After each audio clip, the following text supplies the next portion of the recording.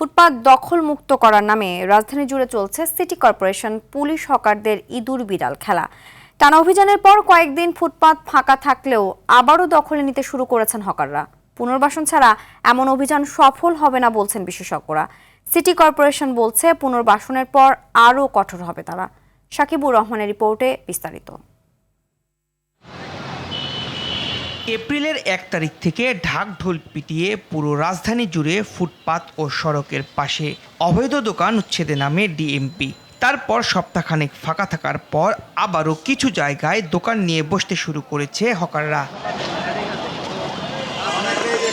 রাজধানীর ব্যস্ততম এলাকা ফার্মগেটে গেল সপ্তাহে ফুটপাত দখল মুক্ত করতে অভিযান চালায় ডিএমপি। তবে পরের সপ্তাহে ফিরতে শুরু করে পুরনো দৃশ্য। মিরপুর 10 গোলচত্বর এলাকায় অভিযানের পাশাপাশি হকারদের সচেতন করে সিটি কর্পোরেশন। সপ্তাহের ব্যবধানে সেখানেও দেখা যায় আগের রূপ। আমাদের বইলে গেছে, আমরা তারপর সরাই ফেলছি। এখন আবার মনে করেন আবার একটু কমছে, সেই জন্য আবার বসাইছি। আমাদের এই পাশে এখনো আসে নাই। মোহাম্মদপুরের চিত্র আরো ভয়াবহ। শুধু ফুটপাত নয়, 3 রাস্তার মোড়ের পুরোটা জুড়ে ভ্যান নিয়ে দোকান বসিয়ে ব্যবসা করছে হকাররা।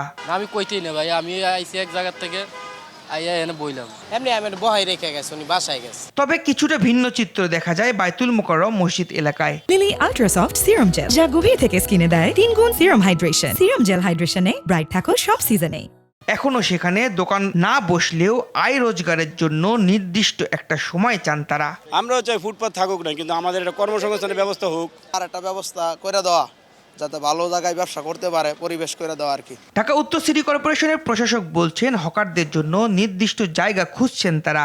সেই সময় পর কঠোরভাবে ফুটপাত ফাঁকা করতে অভিযান চালাবে কর্পোরেশন। একটা নতুন উদ্যোগ গ্রহণ করার চিন্তা করছি, সেটি হলো সিটি কর্পোরেশনের বৈধতার মধ্য দিয়ে যদি অন্যত্র তাদের পছন্দ থাকে তাদেরকে এখানে শিফট করে দিয়ে তাদেরকে সিটি কর্পোরেশনের আওতায় এনে একটা তাদের বৈধতা দেওয়া যায় কিনা এটা নিয়ে একটা আলাপ আলোচনা চলছে। মেইন রোডে ফুটপাতে তারা থাকতে পারবে না, এটা হলো মূল সিদ্ধান্ত।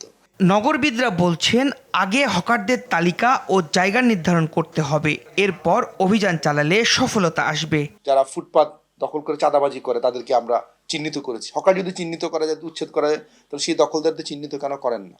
হ্যাঁ, কেন তাদের নিয়ে শ্বেতপত্র তৈরি হয় না? কেন তারা ভয় পায় না?